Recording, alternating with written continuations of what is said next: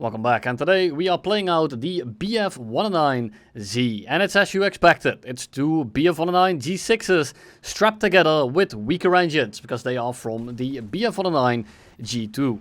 And this basically means you are looking at a heavier plane with a worse thrust to weight, with more drag. So overall you are looking at a nerfed version of the BF-109. And the BF-109 G2, for example, already isn't the best plane at the battle rating, and this thing is noticeably worse.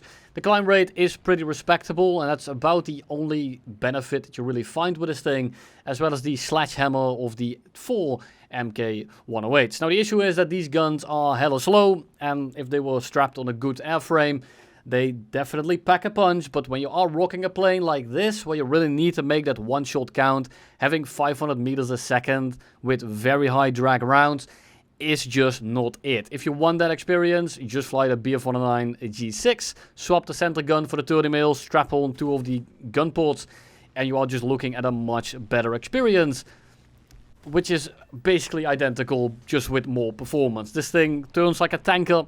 Because turns out Germany was wrong in thinking that more equals better. Strapping two 109s with a worse engine inside of it doesn't make it twice as good. What it actually does is it makes all the good things about the 109s disappear, and all the bad things about the 109 get completely highlighted. The roll is atrocious, the turn rate isn't that great. The flaps are still terrible, but they are about the same. You still have the prop air brake, which is cool in some instances, I guess. And overall, the plane just feels like you're flying through sludge. Now, you can make it work, because again, the good things about the 109 is going to be the engine, and while the power to weight, and it has more drag, and it turns worse, so overall, it's just worse overall. It still functions at medium to high altitudes, especially against planes like the LE7. Now, this LE7 absolutely wrecked me in the previous match when we were at 500 meters. I could literally do nothing. However, this time we are at 5 kilometers, and the benefit of the 109 is still that it doesn't really lose that much performance when it comes to going to higher altitudes. The 109 G2 engine is more than sufficient. This is the Daimler-Benz 605A. We loop on over, LE7 is completely out of position almost instantly. He can't really follow me up. We hit him with 1 MK108, and we almost ram him out of the air, but he's dead. And we go and attack Mr. Well, I can pronounce that without getting cancelled. But on the way there, we unfortunately get completely not gunned down by a 109 D9. Which is the highlight of today's video. And the highlight is in massive quotation marks, because it really just portrays the story of this plane very well. The way you have to play around the match, and the way you have to deal with engagements. It's very important to pick the right targets, and it's very important to not get yourself roped into fights, especially when there is multiple enemies around.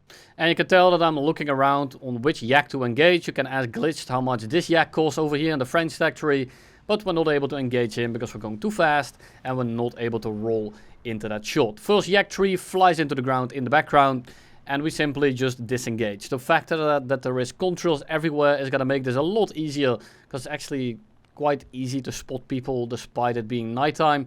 So just keep looking around, we look for contrails, and as long as we look above 2 kilometers, we should always find the enemy if it's anyone near us. First yak tree escapes, because we're again not able to pull in. He has 2 109Zs on his 6, and I'm not really confident that they are going to kill him. But they are at least going to push him into a slower and lower energy state. So I should be able to capture this yak tree on the deck here and help my teammate out. But that's the second yak tree that flies into the ground.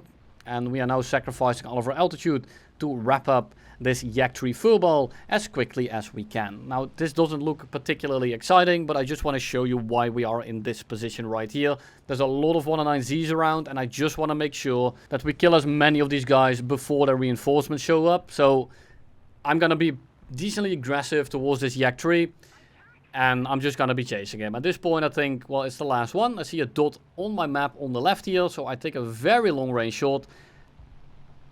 And it, yeah, it falls a bit short because of the self-destruct. And there is the second target. It's an F6F. And the F6F is probably going to be the 5N, or at least I hope it is. It has the better guns, but it's a lot heavier. And I think I can actually somewhat deal with it in a dogfight, as long as I make him misplay a little bit. Now, I'm not really confident that I can hang with it when it's coming in this quick. So I want to turn in. I don't want him on my 6 air braking me. So I break into the loop. I try to dodge the shot, and then I want to anticipate where he's going to be going, which is probably towards my team. So I want to start heading there before he goes there himself. So I close the gap a little bit in case he starts engaging the 109s on the deck.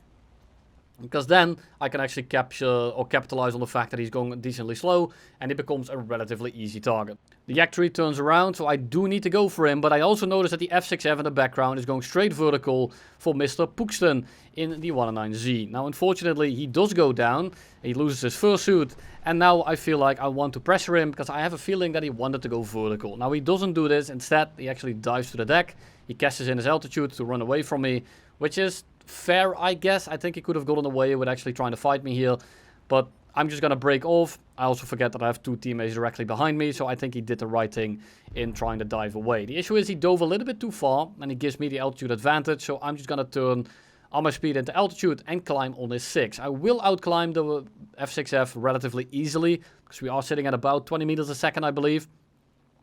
And I just kind of chill now and wait for the fight to develop.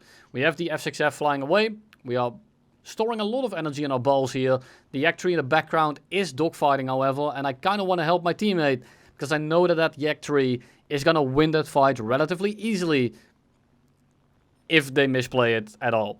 Because the 109Z isn't really going to be a threat, and the 109G6 is also going to be the worst plane in a dogfight. Now it is 2v1, but I do want to just make sure that I'm right here in case they need me. And I kind of want this F6F to turn around anyway, so I kind of fake into helping my teammate, want him to turn around, and then I can try and cut him off. So that's exactly what we do. He turns around, he flies towards us, and we're now going to try to kill him in the head-on. Now this is a very big disadvantage for me. We only shoot a few rounds to at least scare him. We almost hit him, not quite. And we just go up over his nose, and we have a lot more energy because we were climbing constantly. We go into a spiral.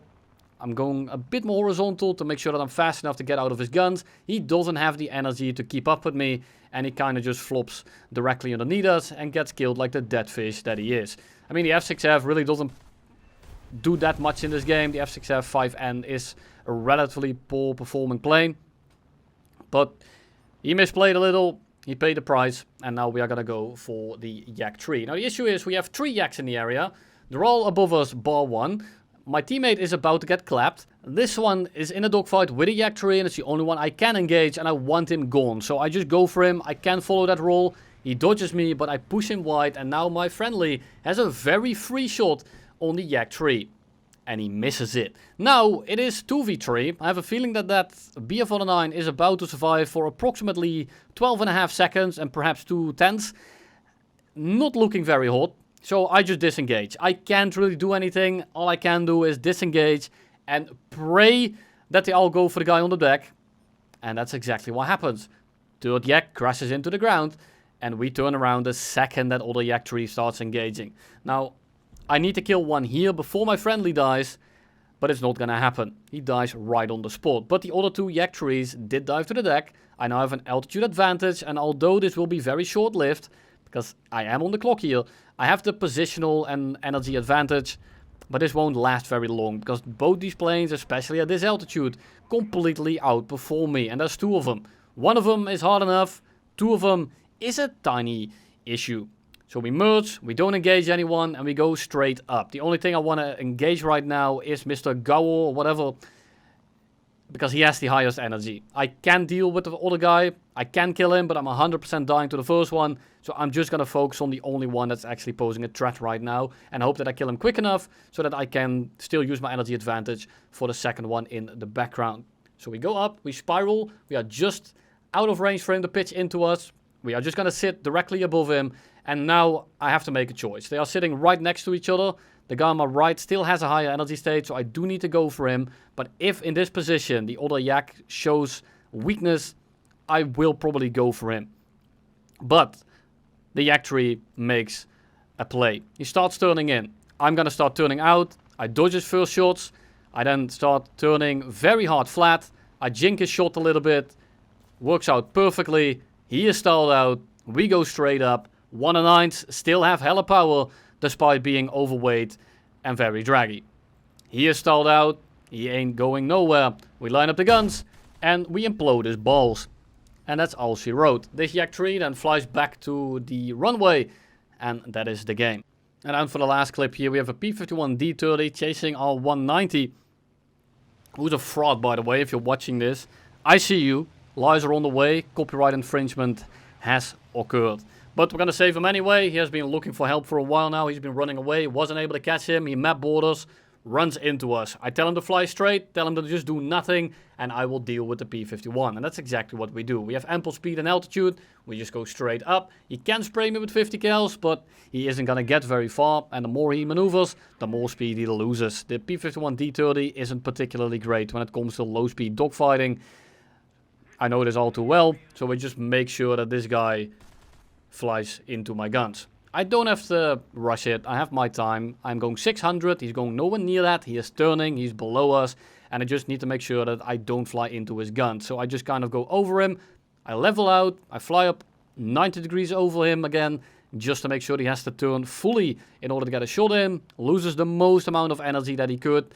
He's not able to follow that. And after he is going slow, I'm going to go into the raid. I'm still going 500. He's on the deck. He can't cash in his altitude for speed anymore. And I can just kind of hold this until we really start going slow. And once we're going slow enough, I'm going to drop my nose, drop the flaps a little bit. And we're going to use that speed to just cut right into his flight path.